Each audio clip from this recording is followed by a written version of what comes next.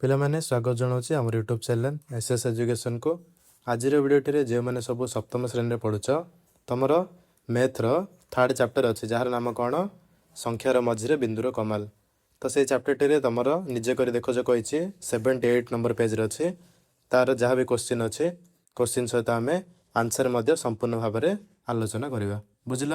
ଯିବା ଫାଷ୍ଟ 1 ନମ୍ବରକୁ ଦେଖ କ'ଣ କହିଛି।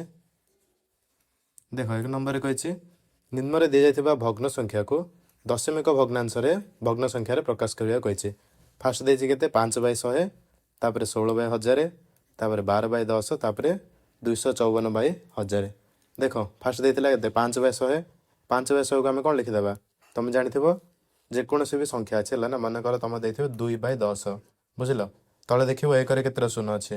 1ରେ ଗୋଟିଏ ଶୂନ ଅଛି ନା। ତୁମେ କ'ଣ କରିବ? ଡାହାଣ ପଟୁ ଗୋଟିଏ ସଂଖ୍ୟା ଛାଡ଼ିକି ଦଶମିକ ପକାଇଦେବ। ଏଠି ହେଇଯିବ କେତେ?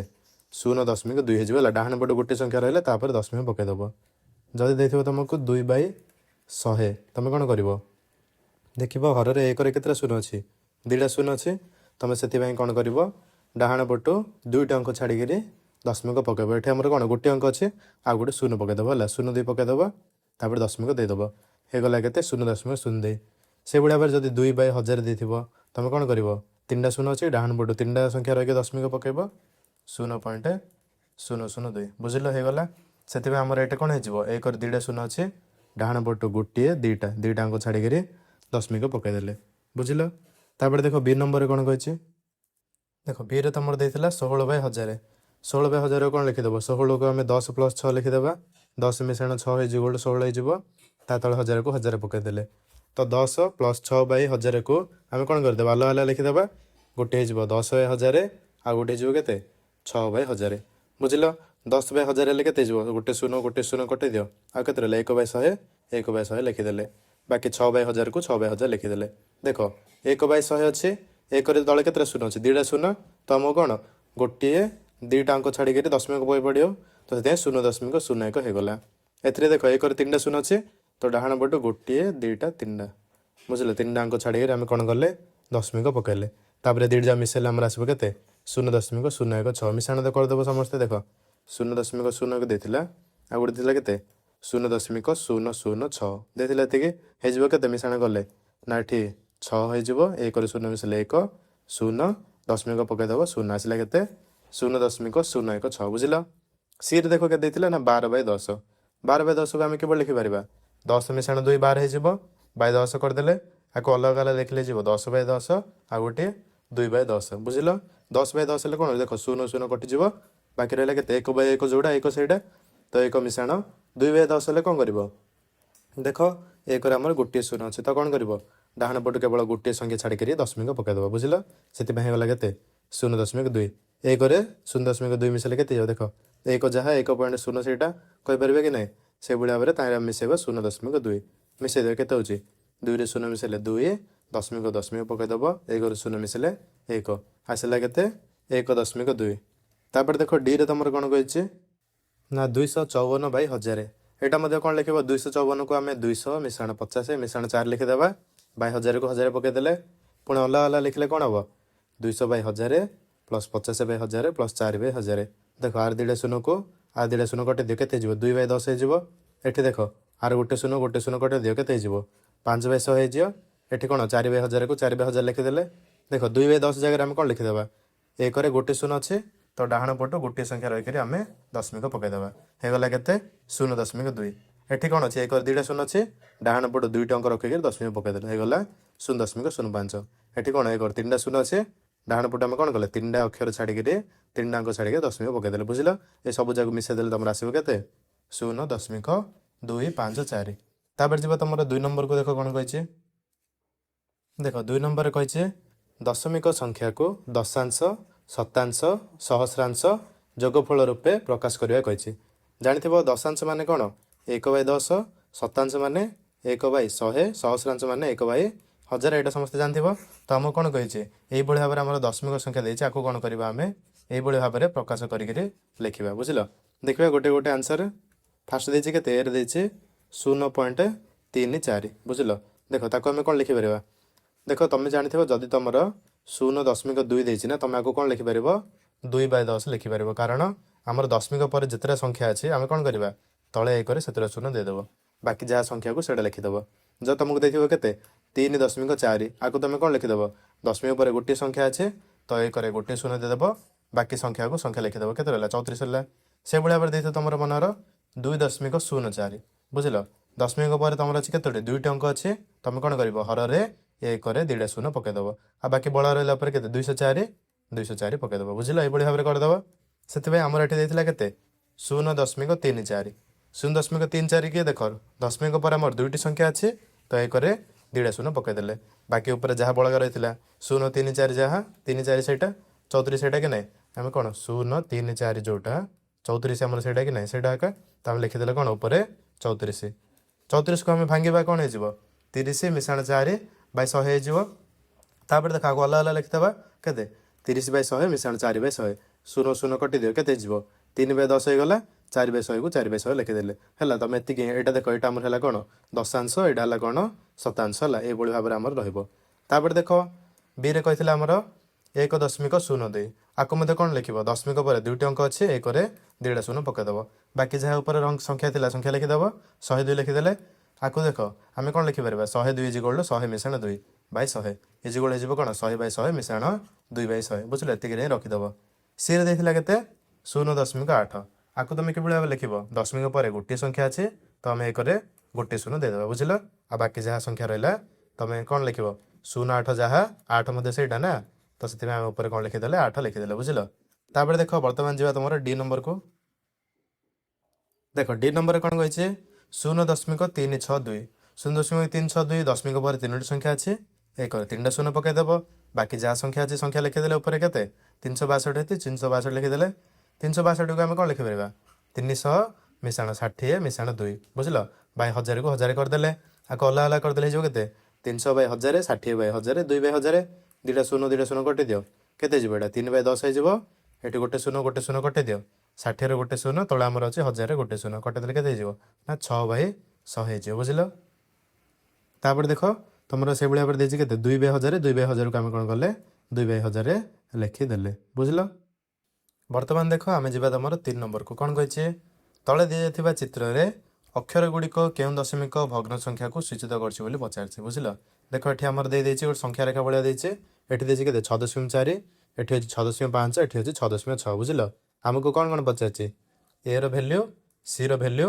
ଆଉ ବିର ଭ୍ୟାଲ୍ୟୁ ଆମକୁ ପଚାରିଛି ବୁଝିଲ ଦେଖ ଏଇଟା ଇଜିରେ ତୁମେ କହିପାରିବ ଦେଖ ମନେକର ମୁଁ କହିବି ଏଇଟା ଗୋଟିଏ ସଂଖ୍ୟା ରେଖା ନିଅ ହେଲା ମନେକର କହିବି ତୁମ ଘର ଏଇଠୁ ଆରମ୍ଭ ହେଲା ତୁମ ଘର 0 କିଲୋମିଟରରେ ଷ୍ଟାର୍ଟ ହେଉଛି ତୁମ ସାଙ୍ଗର ଘର ମନେକର ହେଉଛି 1 କିଲୋମିଟର ହେଲା ତାପରେ ଯିବା କେଉଁଠି ତୁମ ସ୍କୁଲ ହେଉଛି କେତେ 2 କିଲୋମିଟର ଅର୍ଥାତ୍ ତୁମ ଘରରୁ ତୁମ ସ୍କୁଲ ହେଉଛି କେତେ 2 କିଲୋମିଟର ଆଉ ତୁମ ସାଙ୍ଗର ଘର ଅଛି ତୁମ ଘରରୁ 1 କିଲୋମିଟର ଦୂରରେ ତୁମ ସାଙ୍ଗ ଘରରୁ ସ୍କୁଲକୁ କେତେ କିଲୋମିଟର ବେଲେ କ'ଣ କହିବ ଏଇଟା ହେଇଯିବ କେତେ କିଲୋମିଟର ନା 1 କିଲୋମିଟର ହେଇଯିବ କମେ ଦେଖ 2 ଫେଡ଼ାଣ 1 କରିଦିଅ 2 ଫେଡ଼ାଣ 1 କରିଦେଲେ ହେଇଯିବ 1 ତ ତୁମ ସାଙ୍ଗ ଘରରୁ ତୁମ ସ୍କୁଲ ହେଇଯିବ 1 କିଲୋମିଟର ବୁଝିଲ ସେଥିପାଇଁ ଦେଖ ଆମର ଏଠି ଦେଇଛି କେତେ 6.4 ଦେଇଛି ଏଠି ଦେଇଛି କେତେ 6.5 ତ ଏ 6.4ରୁ 6.5 ଯିବା ପାଇଁ ଆମକୁ କେତିକି ଦୂର ଯିବାକୁ ପଡ଼ିବ କ'ଣ କରିବ 6.5ରୁ 6.4 ଫେଡ଼ିଦେବ ଆସିଯିବ କେତେ 5ରୁ 4 ଗଲେ 1 ଦଶମିକ ପକାଇଦେବ 6ରୁ 6 ଗଲେ 0 ତ ଏତିକି ଦୂର ଆସିଲା କେତେ 0.1 ଅର୍ଥାତ୍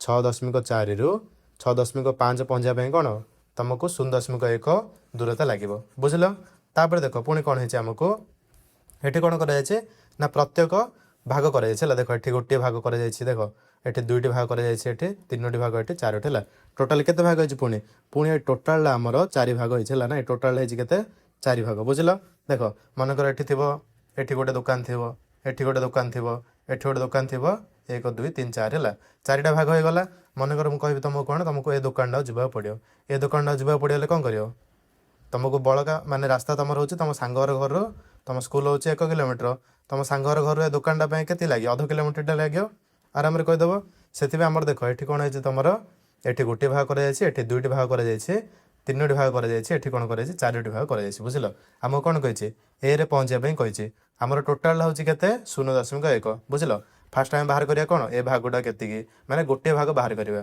ବୁଝୁଛ ନା ନାହିଁ ଆମକୁ ଏଠି 4 ଭାଗ ଦେଇଛି ନା 4 ଭାଗର ଭ୍ୟାଲ୍ୟୁ ଆସିଲାରେ କେତେ 0.1 ଆମେ ଫାଷ୍ଟ କ'ଣ କରିବା ଗୋଟିଏ ଭାଗର ଭ୍ୟାଲ୍ୟୁ ବାହାର କରିବା ଦେଖ ଆନ୍ସରଟା କ'ଣ ଲେଖିଦେବ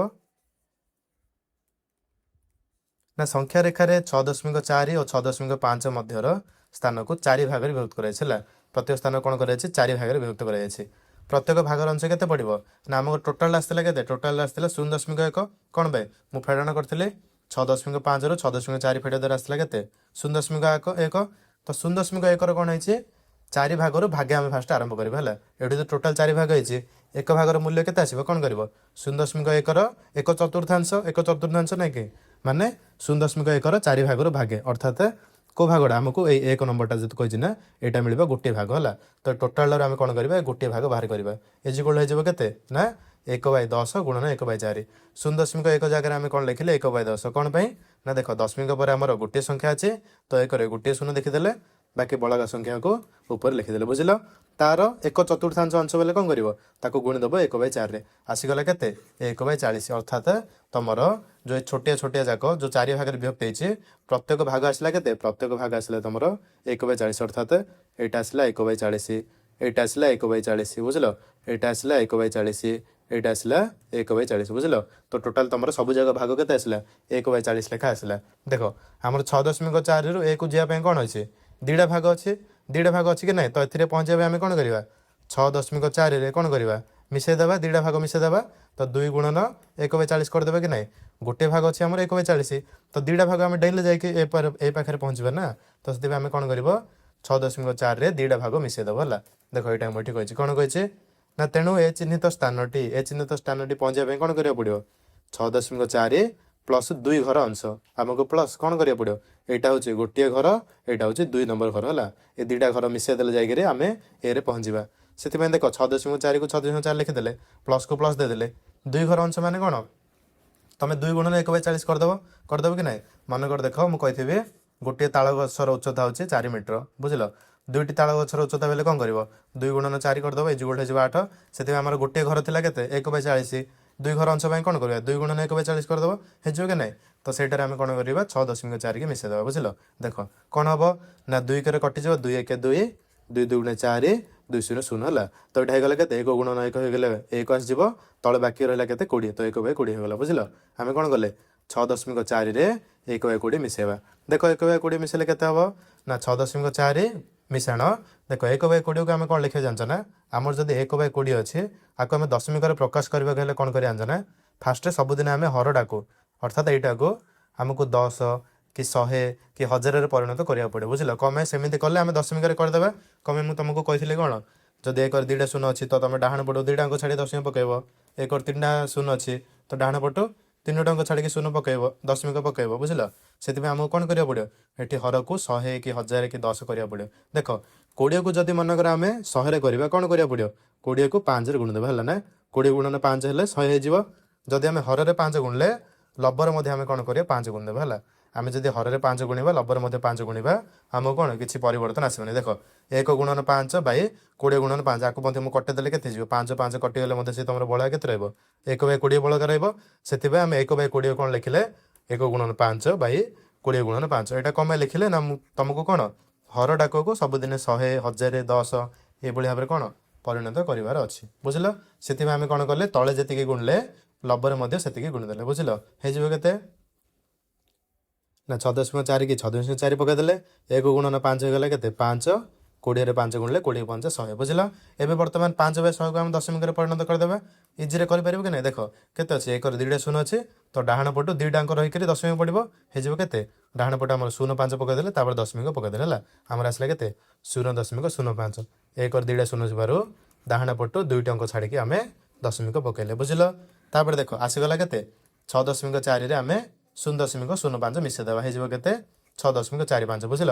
ଅର୍ଥାତ୍ ଆମର ଏର ଭ୍ୟାଲୁ ଆସିଲା କେତେ ଏର ଭ୍ୟାଲୁରେ ଆସିଲା 6.45 ବୁଝିଲ।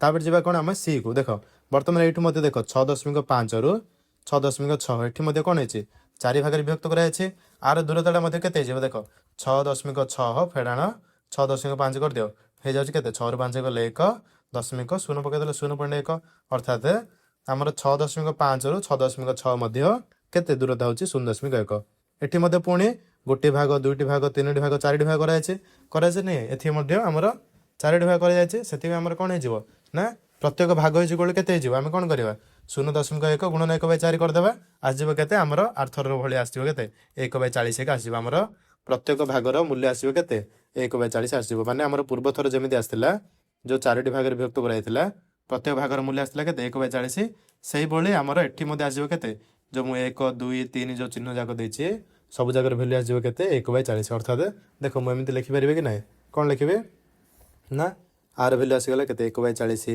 ଆର ଭ୍ୟାଲୁ ମଧ୍ୟ 1/40 ଆର ଭ୍ୟାଲୁ ମଧ୍ୟ 1/40 ଆର ଭ୍ୟାଲୁ ମଧ୍ୟ 1/40 ଦେଖ ଆମକୁ ଯଦି ସି ପାଖରେ ପହଞ୍ଚିବାର ଅଛି ଆମେ କ'ଣ କରିବା ଆମେ ଅଛନ୍ତି 6.5ରେ ତାର 1/40 ମିଶାଇ ଦେବା କି ନା 1/40 ମିଶାଇ ଦେଲେ ଆସିଯିବ ଆମର ସି ସେଥିପାଇଁ ଦେଖ କ'ଣ ଲେଖିଦେବ ନା ସେହିପରି 6.5 ଓ 6.6 ମଧ୍ୟରେ ସ୍ଥାନଟି 4 ଭାଗରେ ବିଭକ୍ତ ରହିଛି ଏବଂ ପ୍ରତି ଭାଗର ମୂଲ୍ୟ 1/40 ଆମେ ପୂର୍ବ ଥର ଯେଭଳି ଭାବରେ ବାହାର କରିଥିଲେ ପ୍ରତ୍ୟେକ ଭାଗର ମୂଲ୍ୟ 1/40 ସେଥିପାଇଁ କ'ଣ ସେହିପରି ଭାବରେ ଏଠି ମଧ୍ୟ ତମର ପ୍ରତ୍ୟେକ ଭାଗର ମୂଲ୍ୟ ଆସିଗଲା କେତେ 1/40 ବୁଝିଲ ସି ସ୍ଥାନରେ ପହଞ୍ଚିବା ପାଇଁ କ'ଣ କରିବାକୁ ପଡ଼ିବ ଦେଖ ସି ସ୍ଥାନରେ ପହଞ୍ଚିବା ପାଇଁ ଆମର 6.5ରୁ ଗୋଟିଏ ଭାଗ ପରେ ଅଛି ସି ଗୋଟିଏ ଭାଗ ପରେ ସି ଅଛି ନା ଆମେ କ'ଣ କରିବା 6.5ରେ ଗୋଟିଏ ଭାଗ ମିଶାଇ ଦେବା ଗୋଟିଏ ଭାଗ ମିଶାଇ ଦେଲେ କେତେ ହେଇଯିବ 6.5 ମିଶାଣ 1/40 ଏ ଯୋଉ କେତେ ହେଇଯିବ 6.5 ମିଶାଣ ଦେଖ ଆମର ଏଠି କ'ଣ ଅଛି 1/40 ଅଛି ଅର୍ଥାତ୍ ଆମକୁ ହରଟାକୁ କ'ଣ କରିବାକୁ ପଡ଼ିବ ହରଟାକୁ 100 କି 1000 ଏଭଳି ଭାବରେ ଆମକୁ କ'ଣ କରିବାକୁ ପଡ଼ିବ ପରିଣତ କରିବାକୁ ପଡ଼ିବ ବୁଝିଲ ଆମର ତଳେ ଅଛି କେତେ ତଳେ ଅଛି ଆମର ହରରେ ଅଛି 40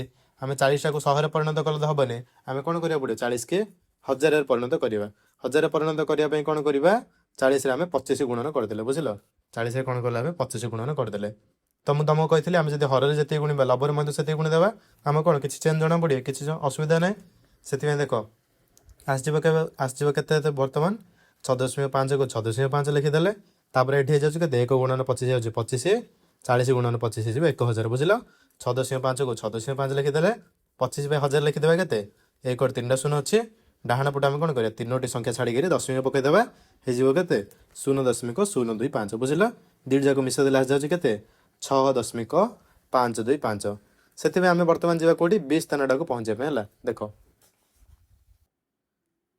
ଆମେ ଅଛନ୍ତି କୋଉଠି ଆମେ ଅଛନ୍ତି 6.5ରେ ହେଲା B ସ୍ଥାନରେ ପହଞ୍ଚିବାର ଅଛି ତ କେତେଟା ଭାଗ ହେଉଛି B ସ୍ଥାନ ଯିବା ପାଇଁ ହେଲେ ଗୋଟିଏ ଭାଗ ଦୁଇଟି ଭାଗ ହେଉଛି ଆମେ ଜାଣିଛନ୍ତି ଗୋଟିଏ ଭାଗର ମୂଲ୍ୟ କେତେ 1/40 ଜାଣିଛନ୍ତି କି ନାହିଁ ଏ ଭାଗର ମୂଲ୍ୟ ମଧ୍ୟ 1/40 ତ ଆମେ କ'ଣ କରିବା ଏଇଠୁ ଏଇଠି ପହଞ୍ଚିବା ପାଇଁ ଦୁଇଟା 1/40 ମିଶାଇଦେବା କି ନାହିଁ 6.5ରେ ଦୁଇଟା 1/40 ମିଶାଇଦେବା ହେଲା ତ ହେଇଯିବ କ'ଣ ନା 6.5 ମିଶାଣ 2 ଭାଗ ହେଲା 6.5ରୁ 2 ଭାଗ ଗଲେ ଆମେ ପହଞ୍ଚିବା B ସ୍ଥାନରେ ତ ସେଥିପାଇଁ ହେଇଯିବ କେତେ 6.5 ଗୁଣନ 2 ଭାଗ ଅର୍ଥାତ୍ ଗୋଟିଏ ଭାଗରେ ପଡ଼ିଥିଲା 1/40 2 ଭାଗର ଅର୍ଥାତ୍ 2 ଗୁଣନ 1/40 ହେଇଯିବ କେତେ ତମର 2 କିରି କଟେଇ ଦିଅ 2 1 2 2 2 4 2 0 0 ହେଲା ଆସିଗଲା କେତେ 1/20 ଆସିଗଲା କ'ଣ କରିଦେବ 6.5ରେ 1/20 ମିଶାଇଦେବ ପୁଣି ମୁଁ ତମକୁ କହିଥିଲି 1/20 ଯୋଉ 5/100 ଲେଖିପାରିବା କ'ଣ ପାଇଁ ନା 20 ଗୁଣନ 5 କରିଦିଅ 1 ଗୁଣନ 5 କରିଦିଅ କ'ଣ ଚେଞ୍ଜ ହେବ କି କିଛି ଅସୁବିଧା ନାହିଁ 20 5 ହେଇଯିବ 100 1 5 ହେଇଯିବ 5 ବୁଝିଲ 6.5 ଲେଖିଦେଲେ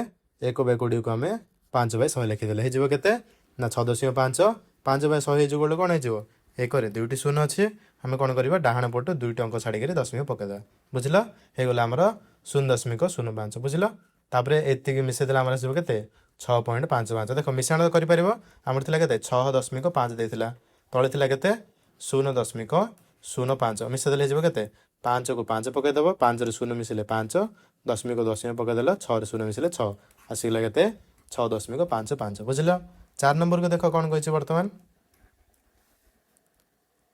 ନିମ୍ନରେ ଦିଆଯାଇଥିବା ଦଶମିକ ସଂଖ୍ୟା ଗୁଡ଼ିକ ଅର୍ଦ୍ଧକ୍ରମରେ ସଜାଇବାକୁ କହିଛି ଅର୍ଦ୍ଧକ୍ରମ ମାନେ କ'ଣ ବଡ଼ରୁ ସାନ ବୁଝିଲ ଉର୍ଦ୍ଧ୍ୱକ୍ରମ ମାନେ କ'ଣ ସାନରୁ ବଡ଼ ଅର୍ଦ୍ଧକ୍ରମ ମାନେ ବଡ଼ରୁ ସାନ ଅର୍ଥାତ୍ ତମେ କ'ଣ ଲେଖିବ 3 2 1 ଏଇଭଳି ଭାବରେ ଫାଷ୍ଟ ବଡ଼ ତାପରେ ସାନ ଏଭଳି ରଖିବ ଦେଖ ଆମର ଏଠି ଦେଇଛି A B C Dରେ ଦେଇଛି କୋଶ୍ଚିନ୍ରେ ଦେଖ ମୁଁ ଆନ୍ସର ଯାହା ତମକୁ ଦେଖାଇ ଦେଉଛି ଫାଷ୍ଟ ଆମେ କ'ଣ କରିବା କେତେ 10 କେତେ 1 ଅଛି ଫାଷ୍ଟ ସବୁ ଜାଗା ବାହାର କରିବା ହେଲା ଦେଖ ଫାଷ୍ଟ ଆମର କ'ଣ ରହିଯାଉଛି 11.01 ଲେଖିବା କ'ଣ ହେଇଯିବ ନା 1 10 ହେଇଯିବ ତାପରେ 1ଟା କେତେ ଅଛି 1ରେ ଅଛି 0ଟା ଅଛି କାହିଁରେ ଦଶାଂଶରେ ଅଛି 1ଟା ଅଛି ଆମର ଶତାଂଶରେ ହେଲା ଲେଖିଦେବ 1 10 1 1 0.1 ଶତାଂଶ ବୁଝିଲ ପୁଣି ଦେଖ ଏଠି ଆମର 1ଟା କେତେରେ ଅଛି 1ଟା ଅଛି ଆମର 1 ଘରେ ଅଛି ନା 1 ତ 1ଟାକୁ 1 1 ଲେଖିଦେବ ଦଶମିକ ପଡ଼ିଗଲା ଦଶମିକ ପରେ ଆମର ଯାହା ରହୁଛି କ'ଣ ହେବ ଏଇଟା କହିବା ଆମେ ଦଶାଂଶ ଏଇଟାକୁ ଶତାଂଶ ଏଇଟାକୁ ସହସ୍ରାଂଶ ବୁଝିଲ ତ 0.1 ଶତାଂଶ 1 ସହସ୍ରାଂଶ ଲେଖିଦେଲେ ବୁଝିଲ ସେଭଳି ଭାବରେ ମଧ୍ୟ ଏଇଟାକୁ ମଧ୍ୟ ଏମିତି ଲେଖାଯାଇଛି ଏଇଟାକୁ ମଧ୍ୟ ଏମିତି ଏଇଟାକୁ ଏମିତି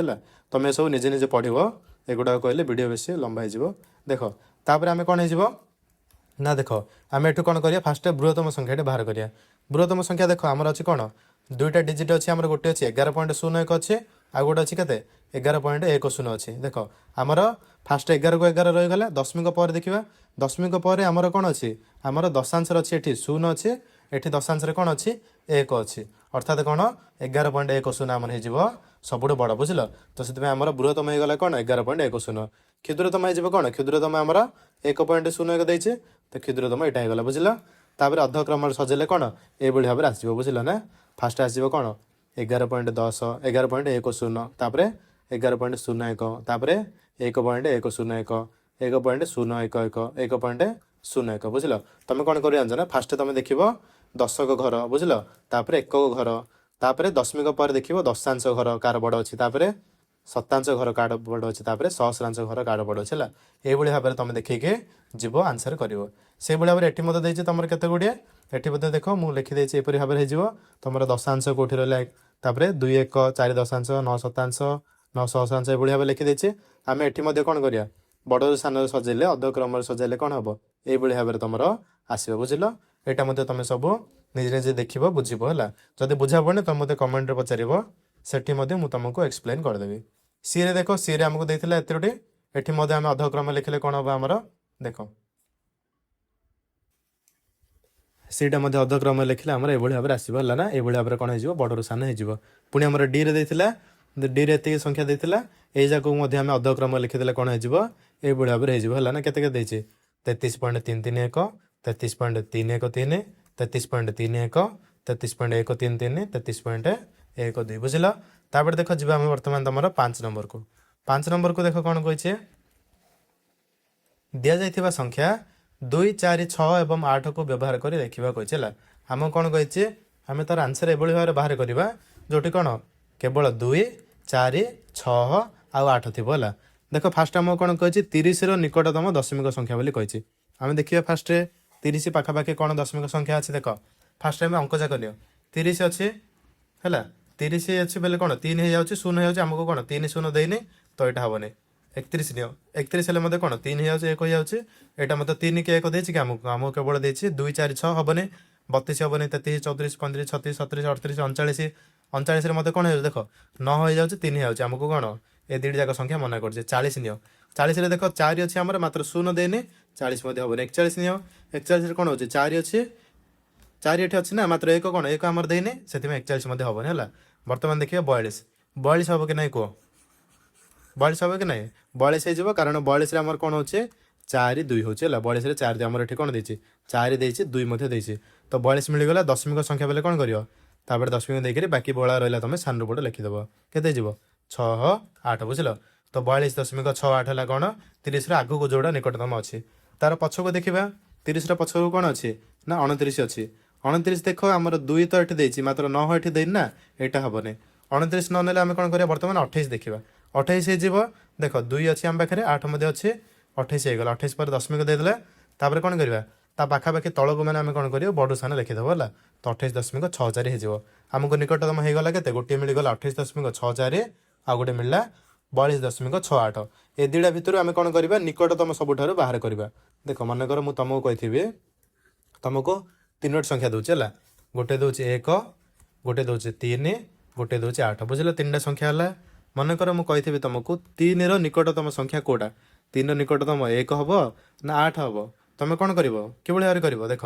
फास्ट 8 रू 3 फेटदेव 8 रू 3 फेटला आस 5 तो ये व्यवधान आसला के व्यवधान आसला आमर 5 आसला व्यवधान एटी आम व्यवधान देखा के 3 फेटाण 1 कर 3 फेटाण 1 गला के 2 तो ये आम व्यवधान आसला के 2 है तो आम व्यवधान जो कम आसला से तार निकटतर हो तो 3 निकटर आम कौन कह 1 बोली कहीदेवा कहीपर कि ना से आमर ये उपर के आमर देता 30 देता है 30 आम कौन करा बर्तमान निकटतर बाहर करवा आम देख 2टी संख्या बाहर करते गोटे कौन थी गोटे थी आमर 42.68 गोटे थी आउ गोटे थी आउ गोटे थी आमर 28.64 कि भाव निकटतर बेले कौन करवा आम सब जाक फेटदेवा 30 रू फास्ट 42.68 को 30 रू फेटदेवा तापर 30 रू 28.64 को फेटदेवा को आंसर मिल जाए देख कि भाव में लिखी यार आंसरटा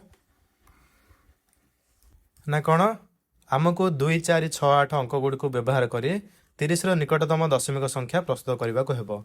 तो 30 ठार बड़ थी निकटतम संख्या कौन हो तुमको कही मु 42.68 कि भाव बुझेले। देख तापर आम देखा कौन पार्थक्य अर्थात दूरता केते होची कौन करिया 42.68 रु 30 फेट दियो आसला केते आमर 12.68 बुझिल। तापर 30 तल को निकटतम संख्या देखा 30 तल कौन अच्छे 28.64 अच्छे। तो ये कौन करवा एमें पार्थक्य देखा कौन कर 30 रु 28.64 फेट दब आज जाऊँगी केते 1.36 बुझिल।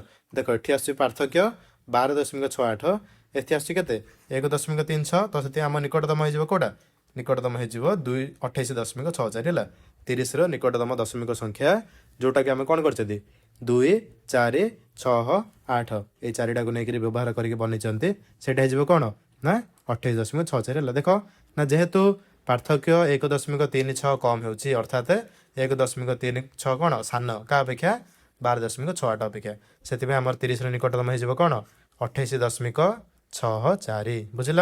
तापर देख बी रे तुम के ना 100 आ 1000 मध्य सर्वनिम्न दशमिक संख्या बोली कही। देख 100 आ 1000 भितर सर्वनिम्न दशमिक संख्या बोले आम कौन करवा 100 रु 1000 आम कौन हो 3 अंक विशिष्ट संख्या रोचे। तो आम फास्ट 3टा आसब कौन संख्या आसब तापर दशमिक पर आम के संख्या रहा गोटे संख्या रहा। तो फास्ट 3टा संख्या आम कौन करवा सान रु बड़ लिखिदेवा हो कि ना। देख आंसर टा कि लिख ना तेणु यह एक 3 अंक विशिष्ट पूर्ण संख्या कारण 100 रु 1000 बेले आमको कौन 3 अंक विशिष्ट पूर्ण आसा पड़े आ गोटे दशमिक आसा पड़े दशमिक पर गोटे संख्या रहा। तो कौन शतक दशक एकक आम रा संख्या तापर गोटे दशमिक अंक संख्या रहा गोटे दशमिक रहा बेले 100 रु 1000 भितर कौन आम केवल 3 अंक विशिष्ट संख्या पाइबा कि ना 101 102 कि 103 104 जहाँ नौचनी आम 3 अंक मिल। तो पूर्ण संख्या होमर के 3टा अंक विशिष्ट है ये आम गोटे अंक 2टा अंक 3टा अंक रहा। तापर बाकी दशमिक पर आम बड़का देता के 4टा संख्या देता तो दशमिक पर आ गोटे अंक लिखिदेव हो। तो देख आम कौन करवा ना सान रु बड़ भाव लिखिदेव है 2 4 6 और 8 व्यवहार कर सर्वनिम्न क्षुद्रतम दशमिक संख्या गठन करने आमको अंक गुड़ी को छोट रु बड़ क्रम सजाइबा हेब। छोट रु बड़ सजाइदे कौन हो फास्ट आम शत अक्षर आसो 2 आसला 2 आसला तापर कौन करवा दशक अंक 4 4 करदेव तापर एकक अंक 6 एकक अंक 6 लिखिदे बाकी बड़का आम दशमिक रहा। तो दशांश लिखिदेवा के बड़ा 8 एति होगा बुझिल। तेणु सर्वनिम्न संख्याटी जीव के 246.8 बुझिल। तापर देख जा तुम 6 नंबर को कौन कही अधिक अंक थिबा दशमिक संख्या कम अंक थिबा दशमिक संख्या ठार बड़ हेब कि यहाँ आम कौन बेले बेले हम बेले बेले हेनी। देख यार कारण आम देखा कौन देख बृहत्तम हेबा माने नाही अर्थात न हो पारे माने हो पारे कि न हो पारे तुलना अंक मान स्थानीय मान नहीं कराए आम कौन जो कि आम दशमिक पर जोटा अच्छी कौन दशांश शतांश सहस्रांश ये भाव में कौन स्थानीय मान को लेकर कराए। देख जो कि आम उदाहरण देचे 0.5 ग्रेटर देन कौन हो 0.123 आम कौन कही से दशमिक पर जदि जार अधिक संख्या थी सी एका सबुदिन बड़ हम बोली पचार आमर कौन यहाँ बेले बेले ठीक हम बेले बेले ठीक ना। ये देख आमर हो देख आम दशमिक पर ये अच्छे 3टा अंक अच्छी मात्र ये कौन अच्छी दशमिक पर गोटे अंक अच्छे है ये बड़ हो किए 0.5 बड़ हो 0.5 अर्थात जानते के एक भाग अधा एक भाग अधा कि ना 1/2 हो 0.5 0.125 बेले के 1 भाग 1 चतुर्थांश है तो माने 1/4 हो अर्थात के 4 भाग 1 भाग 2 भाग 1 भाग बड़ ना 4 भाग 1 भाग बड़ जी है भी कह 2 भाग 1 भाग बड़। तो से आमर ये गला कौन 0.5 बड़। देख तुम जब मनकर आलू आंच है तो 0.5 अर्थ कौन अध केजी है ना 500 ग्राम अर्थात अध केजी 0.125 अर्थात कौन 125 अर्थात तुम पाव किलो अर्थात जो 250 ग्राम है कह अध किलोटा बड़ ना 250 ग्रामटा बड़ जी है कहीदेव अध किलो। ये देख के आम कौन दशमिक पर गोटे अंक अच्छे मात्र ये आम दशमिक पर 3टा अंक अच्छे हेल्ले कौन आमर यहाँ हिं बड़ होगा बुझल। मात्र आमर पूर्ण संख्या क्षेत्र में कौन यहाँ सत्य देख पूर्ण संख्या मान कौन 1 2 3 है 10 15 एगुड़ा कौन आम सब पूर्ण संख्या अच्छे मनकर देखिए मुझे 2टी अंक संख्या है 2टी अंक देती के 16 16 है आमर के 2 अंक विशिष्ट संख्या 7 हूँ के 1 अंक विशिष्ट संख्या बड़ हो 16 बड़ हो कारण ये अंक अच्छी कौन अधिक बुझल। से आम पूर्ण संख्यार जो संख्यार अंकर संख्या अधिक से संख्याटा बड़ हो बुझल आ मात्र जो संख्यार अंक कम से सान हो मात्र आमर जो अच्छे कौन भग्नांश अच्छे अर्थात आमर जो दशमिक अच्छे दशमिक कौन हम बेले बेले हम बेले बेले हम ना बुझल ना। तापर देख बर्तमान आम तुम जा 7 नंबर को कौन कही देख लिसा 0.25 किलोग्राम बीन्स 0.3 किलोग्राम गाजर 0.5 किलोग्राम आलू 0.2 किलोग्राम कैप्सिकम 0.05 किलोग्राम अदा किणला से समुदाय मोट केते ओजन किणला बोली पचारछि केवल लिखिदेव फास्ट लिसा किणिथिबा बीन्स रो ओजन केते 0.25 पकईदेले केते 0.25 गाजर ओजन केते 0.30 0.30 पकईदेवा तापर आलू ओजन केते 0.50 0.50 पकईदेले कैप्सिकम ओजन केते 0.20 0.20 पकईदेले बुझिल अदा ओजन केते 0.05 0.05 सब जा मिसई दियो मोट हो केते 5 5 10 0 खिराण 1 केते 2 1 3 3 3 6 6 5 11 11 2 13 3 खिराण 1 दशमिक दशमिक पकईदेवा एठी अछि केते 1 आछि 1 रो 0 मिसई देले केते हिजबो 1 आसिला केते 1.30 किग्रा बुझिल तो मोट ओजन हिजबो केते 1.30 किग्रा। तापर देखो 8 नंबर को जिबा ना एक दुग्ध संग्रह केन्द्र को रहीम प्रथम 3 दिन में 3.79 लिटर 4.2 लिटर 4.5 लिटर क्षीर जोगाई दिए जदि 6 दिन में 25 लिटर क्षीर जोगाई थाए तेबे से कौन शेष 3 दिन में केते लिटर क्षीर जोगाइला बोली कही देख से कौन कर प्रथम 3 दिन क्षीर के जोगाइला दे देछि है प्रथम 3 दिन दे देछि केते केते 3.79 4.2 आ 4.5 बुझल आ 6 दिन दे देछि अर्थात बाकी आ 3 दिन आमको देना डायरेक्ट कह देछि कौन 6 दिन 6 दिन दे देछि केते 25 लिटर से क्षीर देछि क्या दुकान है देख मनकर मुझे कहबी तुम फास्ट दिन आनल 2टा चॉकलेट दुकान रू तापर दिन आनल 3टा चॉकलेट तापर दिन आनल गोटे चॉकलेट है दुकान रू तापर मुझे कहबी कौन तुम 6 दिन है यहाँ हूँ तुम कौन प्रथम दिन है एकम दिन यहाँ होगा केते द्वितीय दिन यहाँ होगा केते तृतीय दिन है तो फास्ट दिन आनल 2टा चॉकलेट सेकेंड दिन 3टा चॉकलेट थर्ड दिन आनच गोटे चॉकलेट बुझल तापर तुम एमती आनी 6 दिन है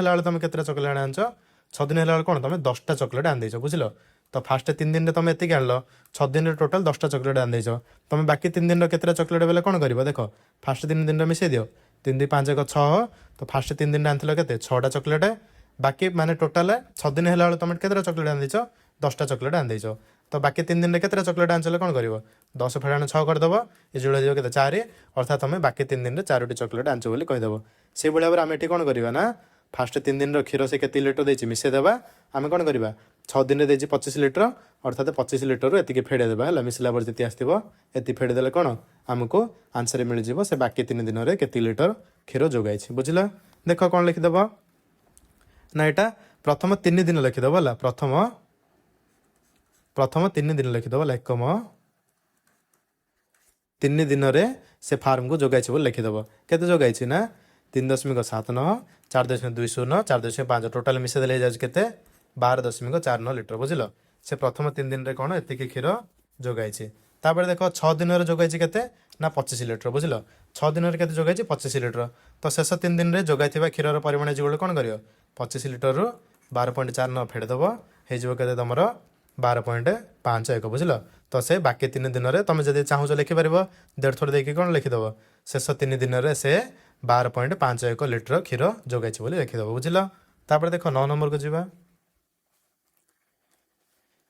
देख कौन कही जनवरी मसरे टिंकुर ओजन 35.75 किलोग्राम एवं फेब्रुआरी 34.50 किलोग्राम थिला तार ओजन वृद्धि ना ह्रास होइछि आ केते परिवर्तन होइछि बोली पचारछि देख मनकर मु कहबी तुम मनकर जनवरी थिला हला जनवरी थिला केते जनवरी थिला तुम मनकर 45 किलो तापर तुम फेब्रुआरी हला केते गलो फेब्रुआरी हला तुम गलो 40 किलो कौन कहबी तुम ओजन बढ़ी ना कमी बोले कौन कह कमी कारण फेब्रुआरी तुम यहाँ हो कौन कम ना 40 टा 45 कम तो यहाँ तुम कह कौन तुम ओजन कमी बोली कहीदेव केते कमी बोले कौन कर 45 फेड़ाण 40 करदेव होगा केते 5 किलो बुझल तुम कौन कह ना आम ओजन 5 किलो ह्रास पाई ये भाव में आमर ये कौन देछि ना जनवरी टिंकुर ओजन के 35.75 फेब्रुआरी के 34.59 अर्थात कौन है तार ओजन कमी केते कमी बोले कौन करिया फेड़देवा देख आंसर कि भाव लिखिदेव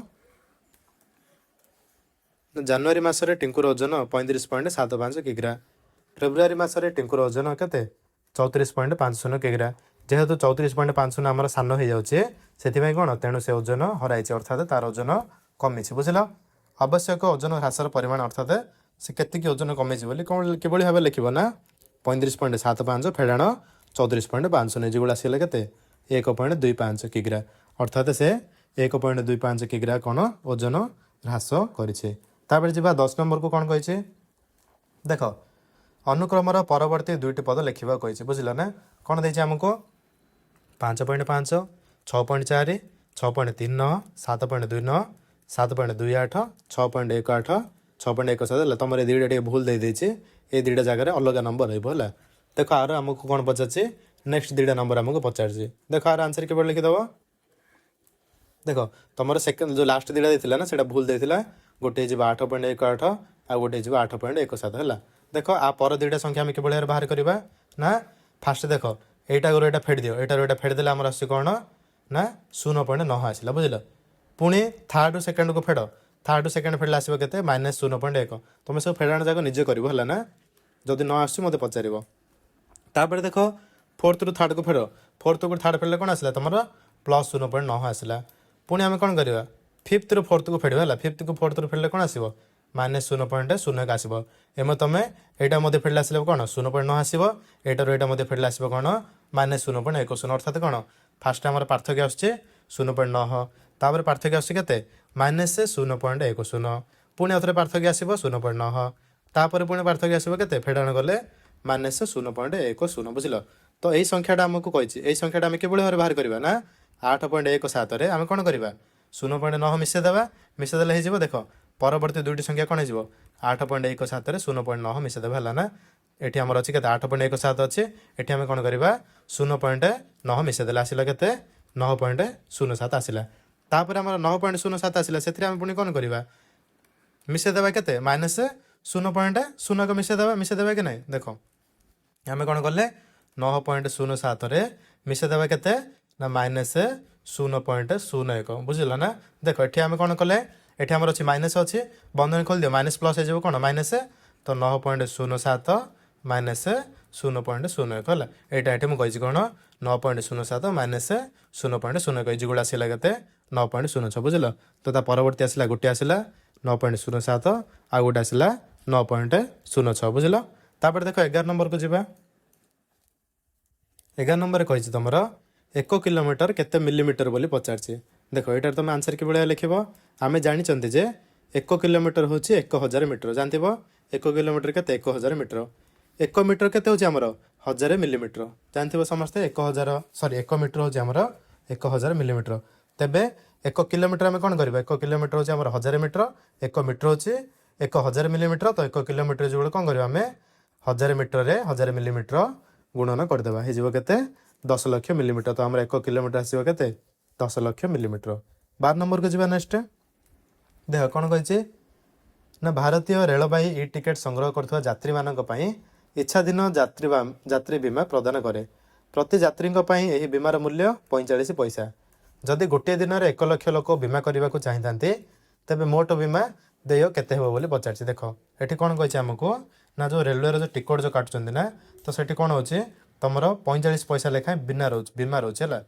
बीमा माने कौन तुम इन्शुरांस भाया बुझल तो देख कही से जनकर इन्शुरांस के 45 पैसा हो जदि दिन को 1 लाख जन जदि यात्री जदि बीमा करेंगे तेज के हम बोली कही देख फास्ट देखा बीमा मूल्य 1 जन यात्री के 45 पैसा तेज 1 लाख यात्री पैठ कर बीमा परिमाण 1 लाख यात्री के जड़े जदि 45 पैसा जदि बीमा अर्थात इन्शुरांस जदि कर 1 लाख यात्री बेले कौन कर 45 पैसा 1 लाख गुणन करदेव हो के 45 गुणन 1 लाख जानते 1 5 शून्य तो ये पैसा आसो है के 45 लाख पैसा 45 लाख पैसा को आम पुणी टंकार परिणत करवा तुम जानते आमर 1 टंका इज गोल्ड के 1 टंका इज गोल्ड 100 पैसा आम जानच ना नहीं तो से आमर 100 पैसा बेले आम कौन कहीपर 100 पैसा इज गोल्ड केते टंका बेले तुम कौन कर ना 100 बाय 100 करदेव हो जाऊँगी आमर 1 हो जाऊँगी 100 पैसा आसला 1 टंका जदि कही तुमको 200 पैसा बेले कौन कर 200 बाय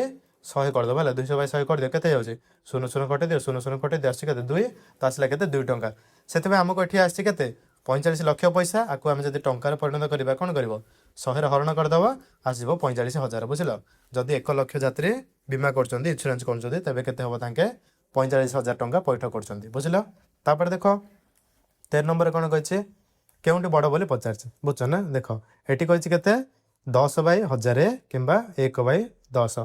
ଦେଖିବା ଆନ୍ସରଟି। ଦେଖ 10/1000କୁ ଆମେ ଦେଖ 0 କଟେଇ ଦିଅ କେତେ ହେଇଯାଉଛି 1/100 ହେଇଯାଉଛି। 1/100 ଅର୍ଥ କ'ଣ 1/100 ଅର୍ଥାତ୍ 100 ଭାଗରୁ 1 ଭାଗ। ତାପରେ ଦେଇଥିଲା କେତେ ଆମର 1/10। 1/10 ଅର୍ଥାତ୍ 1/10 ଅର୍ଥାତ୍ କ'ଣ 10 ଭାଗରୁ 1 ଭାଗ। କୁହ କେଉଁଟା ବଡ଼ କୁହ। ତୁମକୁ ମୁଁ କହିବି ତୁମକୁ ଗୋଟିଏ ତରଭୁଜରୁ 100 ଭାଗରୁ ଗୋଟିଏ ଭାଗ ଦେବି। ଏଠି ତୁମକୁ ଅଧିକ ମିଳିବ ନା ତରଭୁଜଟାକୁ ମୁଁ 10 ଭାଗ କରିବି 10 ଭାଗରୁ ଗୋଟିଏ ଭାଗ ଦେବି। କେଉଁଟା ତୁମକୁ ଅଧିକ ମିଳିବ ତୁମେ କ'ଣ କହିବ 10 ଭାଗରୁ ଗୋଟିଏ ଭାଗ ଅଧିକ ମିଳିବ ମୋତେ। ସେଥିପାଇଁ ଏଇଟା ବଡ଼ ହେଇଯିବ କ'ଣ 1/10 ବଡ଼ ହେଇଯିବ ବୁଝିଲ। ଦେଖ ଯେହେତୁ 10 ଶତାଂଶ ଠାରୁ ବଡ଼ ତେଣୁ କ'ଣ 1/10 ବଡ଼ ହେଇଗଲା ବୁଝିଲ। ଏଠି ମଧ୍ୟ ଦେଖ ଆଉ ଗୋଟେ ପ୍ରଣାଳୀ ମଧ୍ୟ ମୁଁ କହିଛି। ଆମେ କ'ଣ ଅଛି 1/10 ଦେଇଛେ ଆଉ ଗୋଟେ ଦେଇଛି କେତେ ନା ଆମର 100/1000 ଦେଇଛେ ହେଲା। ଆମେ ଦେଖ କମ୍ପେୟାର କରିବା ବେଲେ କିଭଳି କରିବା ଫାଷ୍ଟ ହରଯାକକୁ ସମାନ କରିବା। ତ 10କୁ ଆମେ କ'ଣ କଲେ 1000 ପରିଣତ କରିବା। ତ 10କୁ 1000 ପରିଣତ କରିବା ପାଇଁ କ'ଣ କଲେ 10ରେ 100 ଗୁଣନ କରିଦେଲେ। ଏଇଟା ଖାଲି ମୁଁ ତୁମକୁ ବୁଝେଇବା ପାଇଁ କହିଛି। ତୁମେ ଗୋଟିଏ ପ୍ରଣାଳୀ କରିଦେଲେ ହେଇଯିବ ହେଲା ନା।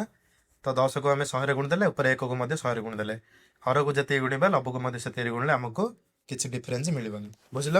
ସେଥିପାଇଁ ଆମର ହେଇଯିବ କ'ଣ ନା 1କୁ 100ରେ ଗୁଣିଲେ ଆସିଲା 100 10କୁ 100ରେ ଗୁଣିଲେ ଆସିଲା କେତେ 1000। ତ ଦେଖ ଆମର 100/1000କୁ ଦେଖ 10/1000 ଦେଖ କେଉଁଟା ବଡ଼ ଆରାମରେ 100/1000 ବଡ଼। 1000 ଭାଗରୁ 100 ଭାଗ ମିଳିବାଟା ଅଧିକ ନା 1000 ଭାଗରୁ 10 ଭାଗ ମିଳିବାଟା ଅଧିକ। ଯିଏ ହେଲେ ବି କହିବ 1000 ଭାଗରୁ 100 ଭାଗ ମିଳିବାଟା ଅଧିକ। ତେଣୁ କ'ଣ ଏଇଟା ବଡ଼ ହେଇଗଲା ହେଲା। ତେଣୁ ଆମର କ'ଣ 1/10ଟା ବଡ଼ ହେଇଗଲା। ବିରେ ଦେଖ କହିଥିଲା 1 ଶତାଂଶ ଅର୍ଥାତ୍ କେତେ 1/100। 90 ସହସ୍ରାଂଶ ଅର୍ଥାତ୍ 90/1000। 0 କଟିଦିଅ କେତେ ହେଉଛି 9/100। ଦେଖ ଏଠି ଆମର କେତେ ଅଛି 1/100 ଅର୍ଥାତ୍ ତୁମକୁ ଗୋଟିଏ ତରଭୁଜର 100 ଭାଗରୁ ଗୋଟିଏ ଭାଗ ଦିଆହେବ। ଏଠି ଆସି କେତେ 9/100 ଅର୍ଥାତ୍ ସେଇ ତରଭୁଜର ପୁଣି 100 ଭାଗରୁ 9 ଭାଗ ଦିଆହେବ। କେଉଁଟା ତୁମକୁ ଅଧିକ ମିଳିଲା ଯିଏ ହେଲେ ବି କହିଦେବ 9 ଭାଗଟା ଅଧିକ ମିଳିଲା। ତେଣୁ ଏଇଟା ବଡ଼ ହେଇଗଲା କ'ଣ 9/100 ବଡ଼ ହେଇଗଲା ବୁଝିଲ। ଅର୍ଥାତ୍ 90 ସହସ୍ରାଂଶ ଆମର ବଡ଼ ହେଇଗଲା ବୁଝିଲ। ପୁଣି ସେଇଟା ମଧ୍ୟ ଦେଖ ସେଇଟା ମଧ୍ୟ ତୁମେ ଏଇଭଳି ଭାବରେ ଆରାମରେ କରିପାରିବ ବୁଝିଲ ନା। ତାପରେ ଦେଖ ଆମେ ଯିବା ତୁମ ନେକ୍ସଟ 14 ନମ୍ବରକୁ କ'ଣ କହିଛେ। ଦେଖ ନିମ୍ନଲିଖିତ ଉକ୍ତିଗୁଡ଼ିକୁ ଦଶମିକ ସଂଖ୍ୟାରେ ପ୍ରକାଶ କରିବା କହିଛି ବୁଝୁଛ ନା। ଆମକୁ ଗୋଟିଏ ଉଦାହରଣ ଦେଇଦେଇଛି ବାକି ଯାକକୁ କରିବାକୁ କହିଛି। ଦେଖ ଆମେ ଏଇଟାର ମଧ୍ୟ ଆନ୍ସର କରିବା କିଭଳି ଭାବରେ ନା ବିରେ ଦେଇଥିଲା କେତେ ଏଇଟା ତ ଆମକୁ ଆନ୍ସର ଦେଇଥିଲା। ବିରେ କେତେ ପଚାରିଥିଲା 12 10 12 ଦଶାଂଶ। 12 10 ଅର୍ଥ କ'ଣ 12 ଗୁଣନ 10 କରିଦେବ 12 10 12 ଦଶାଂଶ ଅର୍ଥ କ'ଣ 12 ଗୁଣନ ଦଶାଂଶର ଅର୍ଥ ହେଉଛି 1/10। ତ କ'ଣ କଲେ 12 10 ଅର୍ଥାତ୍ 12 ଗୁଣନ 10 କରିଦେଲେ 12 ଦଶାଂଶ ଅର୍ଥ 12 ଗୁଣନ 1/10 କରିଦିଅ। ହେଇଯାଉଛି କେତେ 12କୁ 10ରେ ଗୁଣିଲେ ଆସେ 120। 12କୁ 1/10ରେ ଗୁଣିଲେ ଆସେ କେତେ 1.2 ମିଶାଇ ଦେଲେ କେତେ ହେଇଯିବ ଏତିକି ଆସିଯିବ ବୁଝିଲ। ସିରେ ଦେଇଥିଲା କେତେ 10 10 ଅର୍ଥାତ୍ କ'ଣ 10 ଗୁଣନ 10। 10 1 ଅର୍ଥାତ୍ 10କୁ ଆମେ କ'ଣ କରିବା 1ରେ ଗୁଣିବା। 10 ଦଶାଂଶ ଅର୍ଥ 10କୁ 1/10ରେ ଗୁଣିବା। 10 ଶତାଂଶ ଅର୍ଥ 10କୁ 1/100ରେ ଗୁଣିଲେ 10କୁ 10ରେ ଗୁଣିଲେ କେତେ ହେଉଛି 100। 10କୁ 1ରେ ଗୁଣିଲେ 10। ତାପରେ 10କୁ 1/10ରେ ଗୁଣିଲେ କ'ଣ ହେଉଛି 0 କଟିଯିବ ଆସିଯାଉଛି କେତେ ଆମର 1 ଆସିଯାଉଛି ବୁଝିଲ। ତାପରେ ଦେଖ 10କୁ 1/100ରେ ଗୁଣିଲେ କେତେ ହେଇଯିବ 10/100 ଲେଖିଦେବ ବୁଝିଲ। ହେଇଯାଉଛି କେତେ 100ରେ 10 ମିଶାଇଲେ ହେଉଛି କେତେ 110। 1 ମିଶାଇଲେ କେତେ ହେଉଛି 111। 111 ଆମର ଦେଖ ଏଠି 0 କଟିଯିବ 1/10 ବଳିଗଲା 1/10 ଯେଉଁଟା 0.1 ଲେଖିଦେବ। ସେଇଟା କ'ଣ ପାଇଁ ନା ହରରେ 1ରେ ଗୋଟିଏ 0 ଅଛି ଉପରେ ଡାହାଣ ପଟୁ ଗୋଟିଏ ସଂଖ୍ୟା ଛାଡ଼ି ଦଶମିକ ପକାଇଦେବ ବୁଝିଲ। ଆସିଯିବ ଏତିକି ଆନ୍ସର। ତାପରେ ଡିରେ ମଧ୍ୟ ସେଇଭଳି ଭାବରେ ଦେଖ ଡିରେ ମଧ୍ୟ ତୁମେ ଏଇଭଳି ଭାବରେ ଆଲୋଚନା କରିବ ବୁଝିଲ ନା। ମିଶ୍ରଣ ଫେଡ଼ାଣ ଗୁଣନ ଯାକ ତୁମେ ସବୁ ନିଜେ ନିଜେ ଯେତେ ଟ୍ରାଏ କରିବ ସେତେ ତୁମ ପାଇଁ ଭଲ ହେଲା। ଏବେ ସିନା ସବୁ ଦେଖିଦେଇ କରିଦେବ ପରେ ଏକ୍ଜାମ୍ରେ କ'ଣ କରିବ ଏକ୍ଜାମ୍ରେ ବିଜାରିଆ ହେଇଯିବ। ସେଥିପାଇଁ କ'ଣ ଯେତିକି ବି ତୁମର ମିଶ୍ରଣ ଫେଡ଼ାଣ ଗୁଣନ ଅଛି ସବୁ ଯାକ ନିଜେ ନିଜେ ଟ୍ରାଏ କର। ତାପରେ ଆନ୍ସର ତୁମେ କ'ଣ ମ୍ୟାଚ୍ କର ହେଉଛି କି ନାହିଁ ଆନ୍ସର କରେକ୍ଟ। ତାପରେ ଦେଖ 15 ନମ୍ବରକୁ ଯିବା। ଦେଖ କ'ଣ କହିଛି 0ରୁ 9 ମଧ୍ୟରେ ଥିବା ପ୍ରତ୍ୟେକ ଅଙ୍କକୁ ଥରେ ମାତ୍ର ବ୍ୟବହାର କରି ନିମ୍ନରେ ଥିବା କୋଠରୀ ଗୁଡ଼ିକ ପୂରଣ କରିବା କହିଛି ବୁଝିଲ। ଯେଉଁଟା କ'ଣ କହିଛି ଯୋଗଫଳ 10.5ର ନିକଟତର ହେବ। ଅର୍ଥାତ୍ କ'ଣ ଆମେ 0ରୁ 9 ପର୍ଯ୍ୟନ୍ତ ସଂଖ୍ୟା ନେବା କେବଳ ଗୋଟିଏ ଥର ବ୍ୟବହାର କରିବା ହେଲା। ଏଇ ବକ୍ସରେ ଲେଖିବା ଏଇ ବକ୍ସରେ ଲେଖିବା ଯେଉଁଟାକୁ ମିଶାଇଲେ କେତେ ଆସିବାକୁ ପଡ଼ିବ 10.5 ପାଖାପାଖି ଆସିବାକୁ ପଡ଼ିବ। ଦେଖ କ'ଣ ନେଇଯାଇଛି ଗୋଟେ ଦେଇଛେ 9.476 ଲେଖିଦେବ କ'ଣ 9.476। ଆଉ ଗୋଟେ କେତେ ନେଇଛେ 1.025 ବୁଝିଲ। ଆଉ ଗୋଟେ ଲେଖିଦେବ କେତେ 1.025 ବୁଝିଲ। ଦୁଇଟା ମିଶାଇ ଦିଅ ଦୁଇଟା ମିଶାଇଲେ ତୁମର ଆସିଯିବ କେତେ 10.5 501 जोटा कौन 10.5 निकटतर है मिश्रण जाक तुम सब निजे ट्राए कर ना। तापर देख 16 कौन कही निम्न दिया भग्न संख्या को दशमिक संख्यार प्रकाश करा बुझल यहाँ देती यहाँ आम कौन करवा सब जाक दशमिक परिणत करवा। देख केवल लिखिदेव फास्ट देता 1/2 मुझे तुमको आगुरी कही तुम जब दशमिक प्रकाश करने चाहो ना तुम सब बेले कौन कर आमर जो हर अच्छे हर अर्थात कौन लभ हर जानते तलटा को आम हर कहते तो सहीटा को तुम कौन कर जब हेले भी 10 कि 100 कि 1000 ये भाव में आने को चेष्टा कर बुझल। ये 1/2 देचे आम 2टा को जब 10 आने चेष्टा करवा कौन कर 2 × 5 करदेव आम हर जब 5 गुणले लभर 5 गुण देवा किसी असुविधा ना आसो के 1 × 5 5 5/10 ये गुण लिखिदेव के 0.5 बुझल।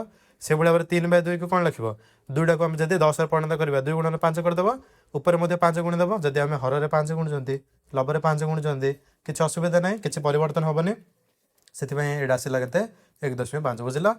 पुणी सीटा हो 0.25 पुणी डीटा हो 0.75 ईटा हो 0.2 एफटा हो 0.8 बुझल। तो बर्तमान आम तुम ये चैप्टर टीर जहाँ भी क्वेश्चन थिला क्वेश्चन सहित आंसर संपूर्ण भाव में आलोचना कले। वीडियोटी भल लगी लाइक करने को भूलें और चैनल को सब्सक्राइब करने को भूलें बुझल। किभली लगिला तुम कमेंट माध्यम मत जन पार जदि कौन भी जगह तुमको डाउट अच्छे सहीटा तुम कमेंट माध्यम जनइले तुमको सेठी आंसर बुझे पारि बुझल।